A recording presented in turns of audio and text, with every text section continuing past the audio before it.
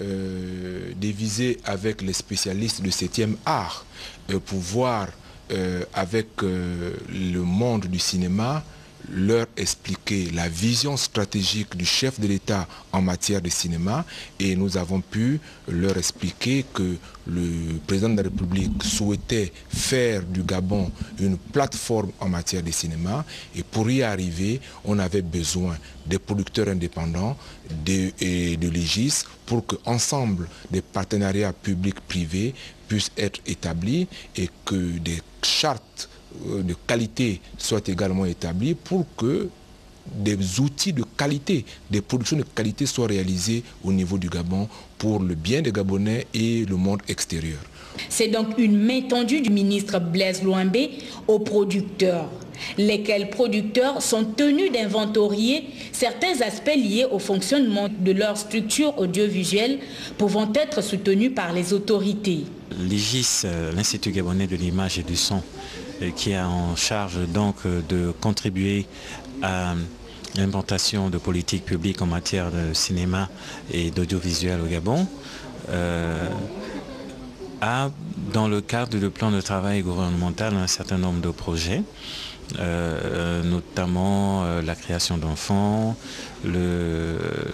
la réhabilitation et la construction de salles de cinéma, la formation, et nous, dans le cadre donc de ce plan-là, pour l'année 2013, nous allons commencer un cycle que nous voulons étendre jusqu'à la fin de l'année.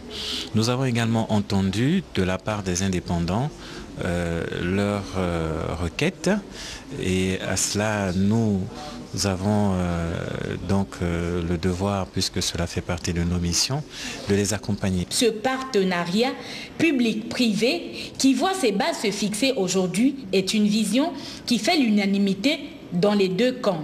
Le ministre a pris l'engagement de soutenir les réalisateurs et d'apporter sa contribution, déjà avec l'IGIS qui va créer une nouvelle charte, cette charte qui va permettre de régulariser le cinéma et l'audiovisuel en général. Des échanges sans doute promoteurs pour l'exercice dans les normes de ce noble métier. Les personnels de l'autorité de régulation des transports ferroviaires viennent de passer 3 jours d'enseignement sur les fondamentaux de l'organisation du chemin de fer. Pila Jimbui et Médard Engen ont suivi ce séminaire. 3 jours ont suffi aux agents de l'autorité de régulation des transports ferroviaires pour découvrir et redécouvrir l'organisation du système ferroviaire. Nous venons d'horizons divers.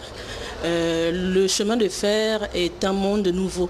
Donc il nous était important de nous familiariser avec cet environnement. Les 8 modules qui ont été présentés nous ont permis vraiment de mieux appréhender cet outil qui est au cœur même de l'activité de la RTF et contribue d'une certaine manière à renforcer nos capacités dans ce domaine et à mieux nous aider à assurer les missions dévolues à l'RTF par les plus hautes autorités de la République, notamment les missions de contrôle, d'arbitrage et de conseil. Il incombe à nous, autorités de régulation, d'élaborer toute la réglementation en matière de sécurité ferroviaire et de faire appliquer cette réglementation par les entreprises ferroviaires.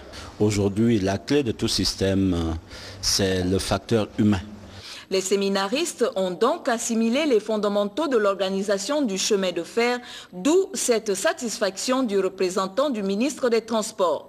L'objectif de ce séminaire a été de vous permettre d'acquérir et d'approfondir des connaissances essentielles pour l'ensemble des cadres et mettant principalement l'accent sur l'RTF et les fondamentaux du chemin de fer. Comme pour le maçon que l'on juge au pied du mur, allez donc sur la voie ferrée.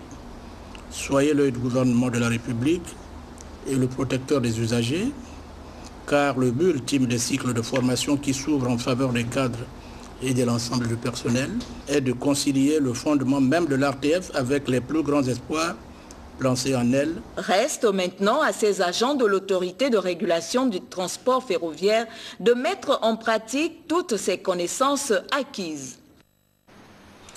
Du transport ferroviaire, on passe au transport terrestre.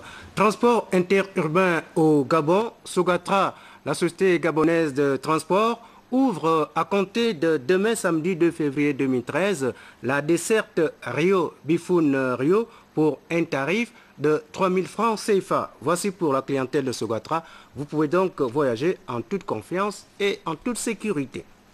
Autre information de service, le président de la Confédération générale des petites et moyennes entreprises et industries invite les membres sympathisants et les entrepreneurs désirés d'intégrer un cadre de défense des intérêts communs à une assemblée générale ce samedi 2 février 2013 à 10 h dans la salle de réunion de l'Office national de l'emploi. Les promoteurs des secteurs suivants sont principalement concernés par cette invitation: les artisans agricoles, éleveurs et industriels, les orpailleurs et artisans miniers, les opérateurs du secteur du transport et de la marine marchande, les tenancières et tenanciers de bistrot, les nationaux détenteurs de petits permis d'exploitants forestiers et enfin les acteurs du secteur des BTP. La présence de tous est vivement souhaitée pour mener à bien votre lutte vers le patriotisme économique.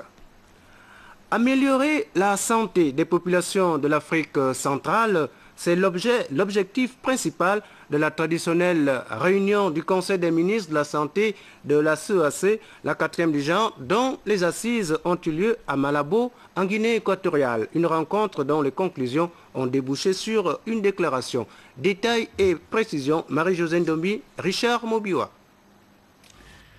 La situation sanitaire de la région africaine vient de faire l'objet d'un examen minutieux par les ministres de la Santé de la CEAC en vue de donner une réponse communautaire plus appropriée aux problèmes qui se posent avec beaucoup d'acuité. Dans un contexte marqué par une persistance des épidémies et des catastrophes de toute nature qui constituent un danger pour la santé publique. C'est à ce propos que les personnalités qui se sont succédées à cette tribune aient été animées par un idéal commun. Les principaux thèmes de la présente 4e session ordinaire portent essentiellement sur la décision numéro 23/CAC qui appelle nos États à la création d'une entité régionale de coordination et de coopération en matière de santé et à la création d'un fonds communautaire en faveur de la santé en Afrique centrale.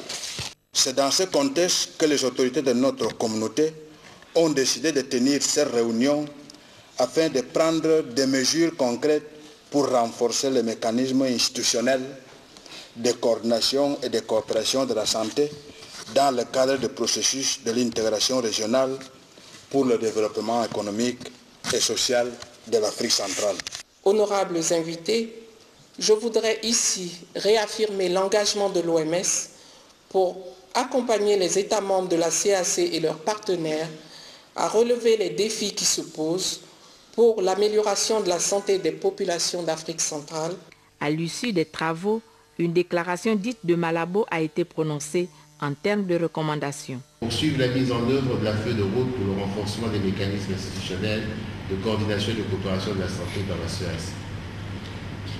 Le Conseil des ministres de la CEAC sollicite auprès du président de la conférence des chefs d'État de la CEAC la convocation d'une session extraordinaire du Conseil des ministres de la Santé pour approbation du protocole de création de l'Organisation de la Santé de l'Afrique centrale et la décision portant mise en place du Fonds communautaire de la santé. Notons que les décisions prises au cours de cette 4e réunion des ministres de la Santé de la CAC engagent l'ensemble de notre communauté. À l'étranger, François Hollande est attendu demain au Mali. Le président français va rencontrer les autorités de ce pays et les troupes françaises en mission de libération du nord du pays. Cette visite a lieu au moment où la classe politique tente de reprendre l'initiative. Les précisions dans ce reportage. Bamako est toujours sous bonne garde. De jour en jour, la crainte s'efface de voir surgir ici des islamistes armés. Je m'appelle Yaya Samaki. Je pense qu'on ne craint rien à Bamako. J'étais un peu inquiet ici quand la guerre a commencé. Mais avec la reprise de Gao et Tombouctou, c'est de mieux en mieux. Beaucoup de gens qui avaient fui rentrent chez eux. Si certains redoutent encore l'attaque de rebelles, la reprise des villes du Nord par les armées françaises et maliennes rassure. Des victoires militaires qui redynamisent la classe politique. En début de semaine, les députés ont voté une feuille de route pour préparer l'après-guerre. Première mission, consolider l'armée malienne pour continuer la libération du Nord Mali. Il y a d'abord une phase de remise à niveau des effectifs, une remise à niveau de la formation des hommes et surtout une phase de remise à niveau des équipements et de l'entraînement des unités qui prend énormément de temps, qui se fera dans tous les cas au rythme des moyens de l'État. Seconde mission de la feuille de route, organiser des élections le plus tôt possible. Le président de la transition propose la date du 31 juillet prochain. Enfin, les députés recommandent la mise en place d'une commission de réconciliation nationale. Des discussions seraient engagées avec certains groupes armés, comme le mouvement national de libération de l'Azawad, mais sous certaines conditions. Si demain le MLA est prêt à intégrer la République du Mali, si demain le MLA est prêt à déposer les armes, si demain le MLA est prêt à se départir de l'Azawad, il n'y a pas de souci. Le FDR soutiendra toute initiative. Il faudra régler aussi le sort des contestataires qui ont agressé physiquement le président Traoré voici quelques mois. Quant aux opposants politiques à la transition, silencieux ces derniers jours, ils n'ont sans doute pas dit leur dernier mot. Non loin du Mali, en Côte d'Ivoire, les partisans de Charles Blé Goudé réclament la libération de ce dernier, arrêté le 21 janvier dernier au Ghana et extradé à Abidjan. Le point dans ce reportage. Face au ministre ivoirien de l'Intérieur, 13 dirigeants du mouvement pro-Gbagbo des jeunes patriotes. D'emblée, Joël Poté, le président par intérim, réclame un geste fort d'Alassane Ouattara, une preuve de sa volonté de mener à bien la réconciliation nationale. La Côte d'Ivoire a besoin plus d'un père que d'un président de la République en ce moment difficile. Nous vous prions d'intercéder auprès du président de la République pour qu'il puisse libérer son fils, Charles Blé Goudé, et qu'il use de tous ses pouvoirs pour prendre une loi d'amnistie générale pour libérer véritablement tous les prisonniers. Face à cette demande pressante d'une amnistie générale du clan Gbagbo, sous prétexte d'apaiser le climat politique en Côte d'Ivoire, Ahmed Bakayoko reste évasif. Selon lui, il faut plutôt laisser la justice suivre son cours. Aujourd'hui, c'est un procès, il faut faire confiance à la justice. Vous demandez la clémence du chef de l'État, c'est un acte, je pense, qui est positif. Et ensuite, mais tout cela suivra un processus et on vous reviendra. On est d'abord seul devant la justice. Quiconque, au nom d'une corporation, au nom du gouvernement, pose des actes tôt ou tard, répond de ces actes-là. La procédure judiciaire à l'encontre de Charles Blé Goudé pour crime de guerre va donc se poursuivre. Mercredi, à l'occasion de sa deuxième audition par la justice ivoirienne, il aurait refusé de s'expliquer, non pas selon ses avocats pour se soustraire à ses juges, mais en raison de ses conditions d'interpellation et de détention. L'ancien proche de Laurent Gbagbo a été arrêté le 21 janvier au Ghana et aussitôt extradé vers Abidjan. Aujourd'hui, ni ses avocats ni ses partisans ne savent où il est détenu. Alors, avant la fin de ce journal, nous recevons sur ce plateau un invité. Il s'agit de Paul Armand Togué. Il est le secrétaire général du comité d'organisation du prix d'un concours littéraire organisé par les éditions Amaya. Monsieur Ntogo, bonsoir. Bonsoir. Alors, les éditions Amaya, c'est quoi, ça signifie quoi? Amaya est un mot du Téké, oui, justement, qui signifie la fondation du monde. C'est un extrait d'une phrase qui signifie la fondation. Ouais. Alors, et le concours littéraire, il est axé sur quoi aujourd'hui? Il a été lancé quand? Effectivement, le concours littéraire a été lancé ce matin, 1er février 2013. Il porte sur deux aspects. Il y a deux sections dans le concours littéraire. Il y a le prix Aurore Jeune Talent, qui porte sur les nouvelles, le conte, la poésie, le slam.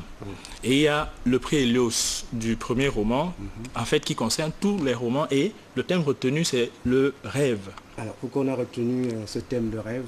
Justement, oui, justement parce que le rêve est à la confluence entre notre objet, qui est la littérature, et notre cible. Il faut peut-être d'abord préciser ce qu'est le rêve. Bon, la définition la plus simple, c'est que le rêve, c'est l'activité incontrôlée du cerveau pendant le sommeil. Mais le rêve peut aussi être, si l'on va dans les considérations un peu techniques, le rêve peut aussi être en réalité la réalisation virtuelle de désirs irréalisables dans la réalité. Mais on peut même aller à des considérations plus simples encore pour dire que le rêve, c'est davantage